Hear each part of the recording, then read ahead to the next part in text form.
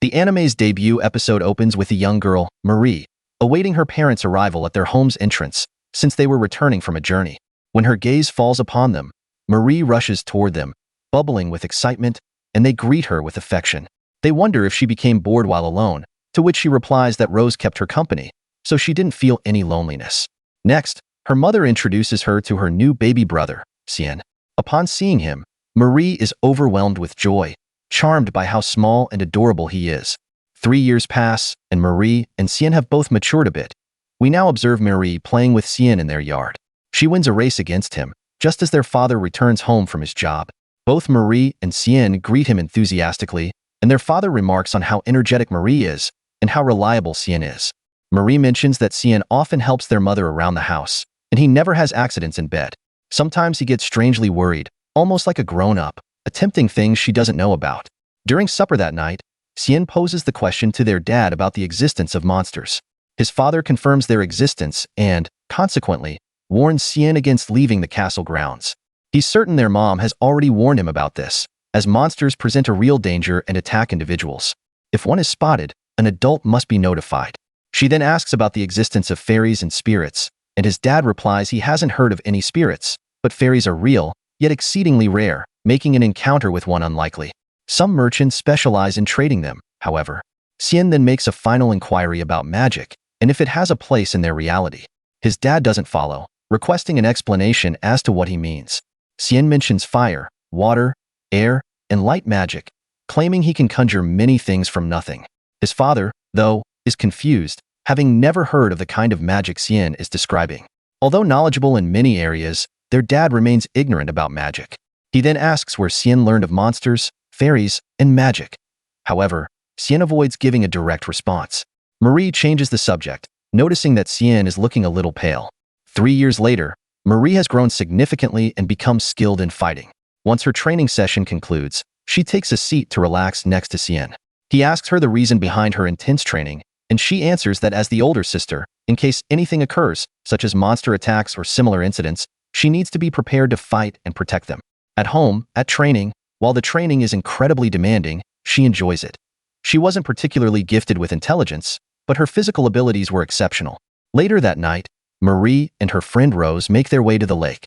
Marie has been training diligently, and Rose is impressed, remarking on how she's maintained this rhythm all day without showing any signs of boredom. Marie suggests a practice spar, but Rose declines, feeling fatigued from assisting her grandfather, Ida. Rose then asks about Sion, her little brother, curious as to why he remains so secluded, spending all his time buried in his studies. Marie says she's unsure why her brother acts in that manner. Suddenly, minuscule, luminous spheres materialize in the air above the lake. Both Marie and Rose are left awestruck by the spectacle before them. Marie decides to bring Sion to witness the event, and the next day, she leads him to the lake. Sion is anxious, since their mom had cautioned them against straying too far from home.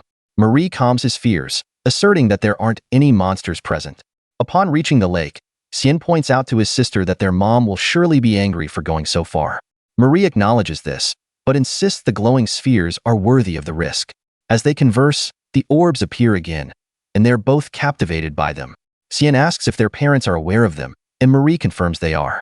She first showed them to their parents, but strangely, they were unable to see the glowing orbs. Marie was a little worried that Sion couldn't see them either. She wondered if only adults couldn't see them, or if some children couldn't see them too. The orbs blinked and vanished for her, but some children witnessed the lights in their entirety. Sion contemplates what she stated, hypothesizing that the orbs might have a connection to magic. Marie continues, explaining that light can be created by magic, and that could potentially explain their appearance. Afterwards, they head back home, and Sion expresses his gratitude to his sister for taking him to such a beautiful location. The following morning, Sion and Marie eat breakfast together and hurry to the lake. They are ready to spend the day there until evening, but Sion feels unusually exhausted due to not having had much physical training, making his body very weak. As Marie tells him that he doesn't get enough training, which is the reason why his stamina is so poor. She assures him that there's still plenty of time before nightfall, and they should explore a bit. Sion replies that he wants to explore the lake itself.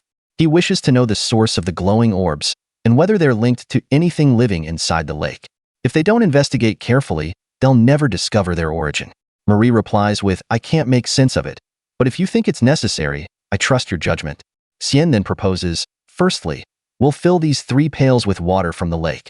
In the first one, we'll put sand and rocks. The second will hold some aquatic plants, and the final one will be for fish. Marie follows Sion's instructions, and then they begin to fish. However, Marie becomes disheartened when they fail to catch anything. Sion reassures her, confessing, "I was just reflecting on how fortunate I am to have you by my side," and thanking her for participating in everything he does. Marie retorts, "I am free, and I was determined to do this. It's natural for me to help you with it. If something like magic exists, I want to witness it firsthand too," and tells her. Sion explains that that is their purpose here. If magic were real, you would be among the first to know. Suddenly, the fishing rod tugs violently, and Marie quickly reels it in. It's an eaten trout. Rose arrives and asks what they're doing here, and Marie introduces them to each other. Marie answers, "We are fishing."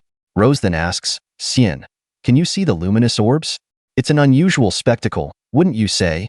Yet deeply fascinating. You came here to unravel the mystery behind the orbs, is that correct?" Katari replies, "They possess such beauty that I frequently visit the lake simply to watch them." Sion then asks Rose if she's aware of the orb's origin.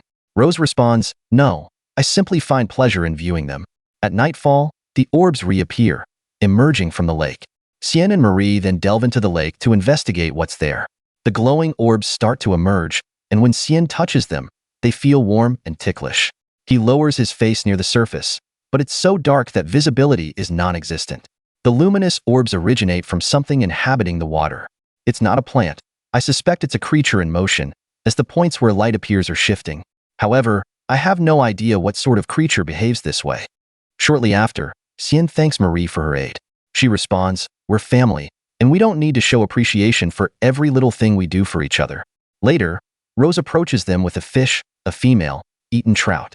Marie and Sion are both surprised. Marie states, while catching the males is not rare, the females usually swim deeper. However, during the breeding season, they venture into the shallows. Many people fish them, according to what I've heard. After that, they put the fish into the buckets, and suddenly, glowing orbs start to emanate from within them. Sion explains, this is a form of mating display. The glowing orbs are the Eden trout's method of attracting a mate. Rose then tells him, it is the way the males signal to the females that they are ready to mate and begin a family. The scene shifts to the castle, where Sion once more thanks Marie for her assistance. Marie answers, "I'll always be here. We help each other as family." Sion hugs her, and a magical surge of energy erupts from him, releasing orbs, mirroring the mating display of the Eden trout, and he says, by observing them so intensely, their display imprinted itself upon me without me even knowing. She then declares, magical energy is real. Magic might not seem to exist in this world, but that is only because the techniques called magic haven't been invented yet.